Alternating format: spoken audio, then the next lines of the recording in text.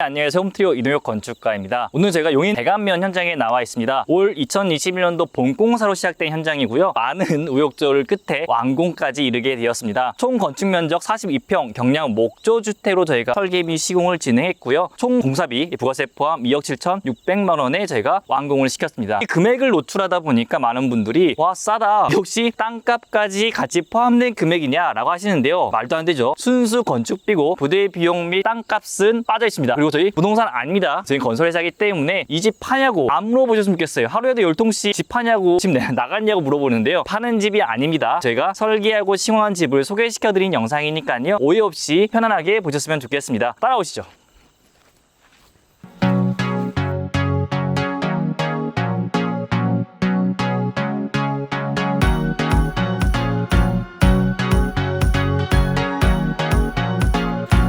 네, 안녕하세요. 홈트리오 정다운 건축가입니다. 자, 오늘은 용인 가창에 나와 있는데요. 자, 42평 전원주택 외부부터 살펴보겠습니다. 제가 외부 설명 정말 오랜만에 하잖아요. 외부 설명을 왜 바꿨었냐면 제가 스타코플렉스 팬이어가지고 그 얘기만 한다고 해서 우리 이동혁 건축가랑 역할을 바꿨었는데 제가 다시 외부로 돌아왔습니다. 이 집 역시 트리오가 좋아하고 또 정다운 건축가가 좋아하는 스타코플렉스 백색 톤으로 베이스가 깔려있는 모습이에요. 하지만 여기 아래쪽에서 위를 바라봤을 때 모던한 느낌과 또 마음의 평화가 오는 색깔, 베이지와 흰색이 섞여 있는 이런 톤에 여기 소핏이 자연 친화적으로 목재가 들어가 있다 보니까 아무래도 이 집의 디테일 면에서 훨씬 더 스타코플렉스와 전체적인 면이 잘 어울린다. 포인트를 줘야 되잖아요, 스타코플렉스와 함께. 그러면 이 집은 완전 상반되는 흑백에 EPS 몰딩을 통해서 주택의 안정감을 취하고 있고, 그리고 창호 안쪽에는 탄화 목재를 설치를 해서 조금 더 모던하고 자연 친화적인 느낌을 많이 낼 수 있게 준비를 했습니다. 탄화목은 크게 관리가 필요 없어요. 건축주님들께서 뭐 이렇게 칠해줄 이유도 없고, 반영구적이라고는 했지만 수명이 어느 정도 다 했을 때는 그냥 가리를 해주는 게 제일 좋습니다. 그게 한 10년 주기라고 보시면 좋을 것 같고요. 그리고 이 집의 특성상 데크재가 기역자로 이렇게 돌아가서 깔려 있는데, 석재 데크를 설치했기 때문에 사용성에 있어서 완공된 지 얼마 안 된 집에서도 원래 있었던 것 마냥 자연 친화적으로 잘 사용할 수가 있습니다. 석재 데크가 이렇게 잘 나와 있고, 오래전부터 건축주님께서 이곳에서 지내왔고 여기는 신축 주택이기 때문에 건축주님께서 원하는 것들을 너무 잘 알고 계셨어요. 그래서 하나하나 디테일 있게 서로 같이 토론을 하면서 짚어냈다는 점이 이 집의 특성입니다. 원래 이곳에서 10년 이상을 세컨하우스로 조립식 주택을 지내시다가 이렇게 새로 지은 거기 때문에 전체적인 이 집에서 봤던 이 풍경이나 광경들이 사뭇 달라지지 않았을까에 대한 생각도 하게 하는데요. 여기 외부로 보이는 이 이제 파티오 창, 가장 큰 창이죠. 가장 큰 창은 이 집에 굉장히 큰 중심점을 갖고 있는데요. 당연히 이건 시스템 창호에 3중 유리로 쓰고 있고, 또 이쪽으로 한번 볼까요? 이쪽으로 기역자로 꺾게 되면 대형 픽스 창이 이렇게 있습니다. 뷰창이잖아요. 뷰를 보면서 기역자로 돌아가면서 이 안쪽에서 봤을 때는 파노라마처럼 풍경이 펼쳐질 텐데, 바로 이 모습은 내부에서도 밖에 자연 경관을 운치 있게 즐길 수 있다는 점이 이 주택의 가장 큰 장점인 것 같습니다. 아까 서두에 말했다시피 건축주님께서 이곳에서 10년 이상 지내왔기 때문에 이곳의 지형도를 잘 알고 있어서 이렇게 뷰창과 열리는 파티오 창을 같이 사용할 수 있었던 과감한 설계적 선택이었어요. 그래서 지형을 잘 이해하는 게 집을 잘 짓는 것만큼이나 중요하다라는 것들도 말씀해드리고 싶습니다. 자, 이 집 측면부로 나와 있는데요. 스타코플렉스를 베이스로 해서 여기 눈썹 처마와 원 지붕의 처마가 볼륨감 있게 나와 있는 이 모습이 제가 보기에는 굉장히 깔끔해 보이고, 새로 지은 이 주택에 대해서 건축주님께서 전면부, 측면부, 배면부 다 신경을 쓰신 것 같아요. 이 눈썹 지붕을 통해서는 이 밑에 다용도실과 보일러실로 갈 수 있게끔 준비가 되어 있고요. 배면부 안 보고 갈 수가 없죠. 충전식 가스를 통해서 요새는 사용하고 계시다는 점. 충전식 가스가 요새는 굉장히 커졌어요. 그래서 옛날처럼 이렇게 조그마한 색 가스통 연결해 쓰는 게 아니고요. 게이지가 있어서 게이지가 어느 정도 떨어지게 되면은 자동으로 가스사에게 연락이 가게 돼 있습니다. 그래서 적극적으로 요새는 이 가스 설치식을 권장하는 편이고요. 왜 가스식을 설치를 하느냐? 빨리 점화가 되고 소음도 적고 이렇기 때문에 저희가 추천드리고 있고요. 배면부에서도 건축주님께서 신경을 많이 쓰신 게 디딤석을 잘 두셔서 여기에 조경을 할 계획이신데, 조경을 예쁘게 해두면 이 디딤석과 함께 잘 어우러져 있는 이 모습 또한 서두에 말했다시피 건축주님께서 이 지형을 너무 잘 이해하고 계신다. 지형 이해를 얼마나 했느냐가 건축물이 내 땅에 섰을 때도 웅장하게 보일 수 있게끔 40평형대인데도 길고 높게 웅장하게 설치되어 있는 이 모습처럼 과감히 지을 수 있다. 설계적 선택을 할 수 있다는 것들도 건축주님들께 팁으로 드리고 싶은 바입니다. 집의 안쪽으로 이제 들어가 보겠습니다.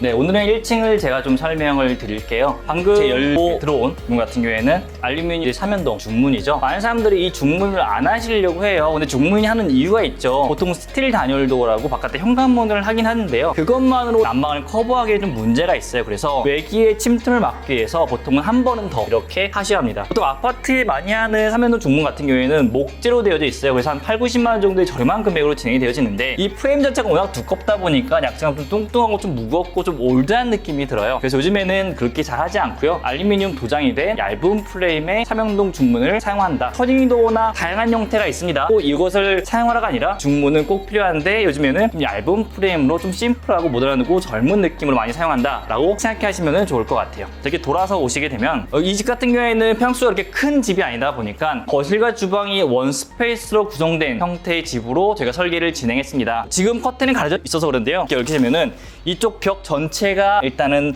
창문으로 되어져 있고요. 지금 이쪽에도 한번 열어볼게요. 이 창문. 여기는 열리는 창은 아니에요. 픽스 창이에요. 보통 조망창, 채광창이라고 부르는 거고 환기를 위한 목적은 아닙니다. 남향의 통창으로서 바깥의 경관을 충분히 볼 수 있게 저희가 설계를 진행해 놨어요. 이 앞쪽에 보시게 되면은 타일이라고 그러죠. 그래서 저희가 약간 톤 다운을 시켜 놓았고요. 바닥은 이건 강마루로 저희가 설계를 진행했습니다. 특별하게 내가 뭐 원목마루나 아니면은 폴리싱 타일을 내가 필요하지 않는다 하시면은 강마루에도 다양한 색상과 다양한 강도와 다양한 폭, 장폭, 중폭, 소폭이라고 하는데요. 이런 것들이 다양하게 존재를 하니까 여러분들의 취향에 맞춰서 선택을 해주시면 될 것 같아요. 이쪽에는 이제 기역자형 싱크대를 배치해 놨고요. 요즘에 싱크대 앞쪽에는 무조건 창을 냅니다. 왜냐면은 환기나 채광 자체를 좀 이루어질 수 있게 한 형태로 진행을 했고 일반적으로는 이렇게 디귿자로 많이들 꺾어요. 근데 디귿자로 꺾게 되면은 식탁 놓을 공간이 없기 때문에 이 집은 소형 주택 기준에서 한 6인용 식탁을 놔서 싱크대가 아니라 이제 식탁으로 활용할 수 있게 저희가 구성해 놓았어요. 주방 공간 옆에는 다용도실. 또 이 정도 평수에는요, 솔직히 다용도실 이렇게 크게 구성하지 않아요. 하지만은 이 집은 냉장고 한 거의 3대까지 놓을 수 있고 세탁기와 건조기까지 놓을 수 있는 넉넉한 면적으로 구성을 했고 보조 주방까지 제가 구성을 진행해 놓았습니다. 자, 여기서 팁 하나 드리게 되면은 메인 주방 같은 경우에는 인덕션을 사용합니다. 제가 요즘에는 화재에 대한 위험성 때문에 웬만하면 가스를 잘 쓰지 마시라 그래요. 그래도 내 곰탕이나 뭔가 끓여야 된다 하시는 분들은 메인이 아니라 이제 보조 주방에서 진행을 하시는 것을 추천드립니다. 지금 거실 부분이나 다용도실, 보조 주방 같은 경우에도요, 난방이 다 깔리는 곳이에요. 그렇기 때문에 따뜻하게 실내처럼 활용할 수 있을 거예요. 계단실이 있는데 계단실 옆 같은 경우에는 일반적으로 창고 공간을 쓰죠. 이 공간에 이불 넣어놓으신 분들 계세요. 근데 이불 넣어놓는 건 좀 비추. 네, 왜냐면은 꿉꿉함, 습이 차는 공간이기 때문에 그건 좀 반대해드리고 여기는 뭐 휴지나 기본적인 생활용품 정도, 습을 좀 먹어도 전혀 상관없는 플라스틱 제품 같은 것들 넣어놓으신 거를 추천해드려요. 이쪽에는 풀세트라고 그러죠. 변기, 세면기, 그리고 샤워 부스까지 제가 이렇게 형성을 해놓았어요. 보통 이 정도 기본적인 공간 형태의 화장실 같은 경우에는 이렇게 샤워 파티션 정도 하고요. 완전히 도로 다는 거는 요즘 많이 안 하는 추세예요. 그리고 이쪽에 보시면은 단차가 있어요. 보통 1cm 이상만 단차 있으면요, 물빠지하고 이쪽은 건식으로 활용할 수 있어요.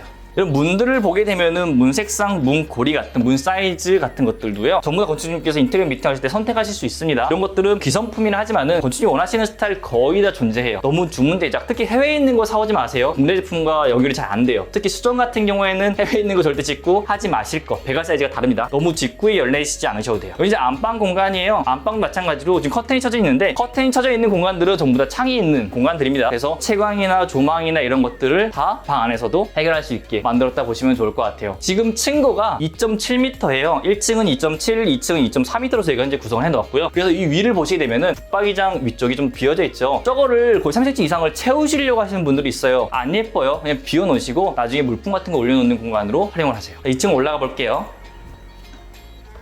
안녕하세요, 홈트루 임성재입니다. 용인 2층 주택을 한번 같이 살펴보실 텐데요. 지금은 제가 서 있는 위치가 계단 참이에요. 넓어 보이지만 실제로 양팔을 뻗었을 때 이 안에 들어옵니다. 2m가 채 안 되는 거죠. 2m가 채 안 되지만 그래도 넓어 보여요. 도면으로 보면 아마 2m이거나 2m가 좀 안 될 거예요. 그런데 벽체가 쓰고 나면 실제로는 더 작겠죠. 한 1m 80에서 1m 90 사이가 될 것 같아요. 그리고 그걸 이제 절반으로 나눈 게 계단이 되겠죠. 막 여유 있진 않지만 그렇다고 이게 폭이 좁아서 좀 불편하겠다 그런 생각이 들진 않아요. 그래도 누군가 내려오고 제가 올라갈 때 교행이 된다고 하면 사실은 부딪힐 수 있는 폭이긴 합니다. 교행이 되려고 하면 폭을 지금은 양쪽 다 해서 2m 이내 1900에서 2000 정도 해놨지만 교행이 되려고 하면 한 1200 정도, 이게 1m 20 정도 돼야 교행하는데 큰 지장이 없다는 거 말씀드리면서 2층으로 올라왔습니다. 이 집의 이제 2층 면적은 9평이에요.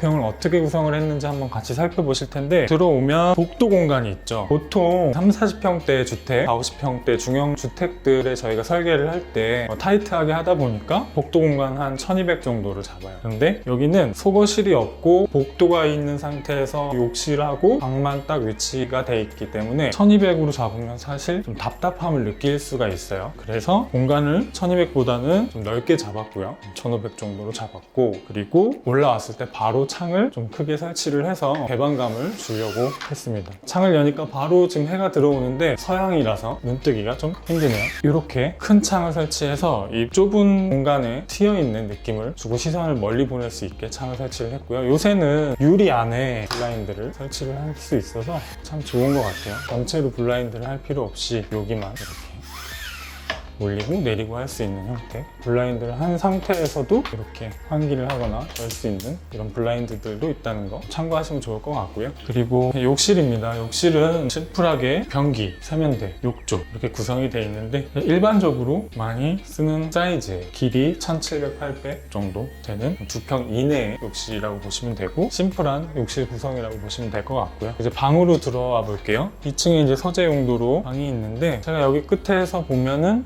방치고 작지 않습니다. 뭐 게스트룸으로 쓰기에 작지 않고 서재로 쓰기에도 작지 않아요. 제가 폭을 볼까요? 한 3900에서 4100 정도 사이일 것 같고요. 여긴 좀 좁아 보이는데 이건 한 3800 내외가 될 것 같습니다. 그렇다고 보면 4평 정도 되는데, 4평 정도의 공간이면 제가 늘 설명드렸다시피 큰 침대를 놓고 양쪽에 협탁을 놔도 충분하고요. 아니면 침대를 여기다 놓고 협탁을 이렇게 놓는다고 하고 장이 있다고 해도 결코 작은 사이즈가 아니에요. 그래서 안방 구성을 4평 정도로 해도 충분히 작지 않다. 그리고 게스트룸이나 다른 룸들을 4평으로 했을 때는 상당히 여유 있는 공간이라고 설명을 드립니다. 그리고 지금 뭐 블라인드로 꽂아 있긴 한데 남쪽이 될 거고요. 그리고 남쪽과 이쪽 서쪽으로 큰 픽스 창을 놨습니다. 설명드렸던 소방관 진창이 설치가 됐고요.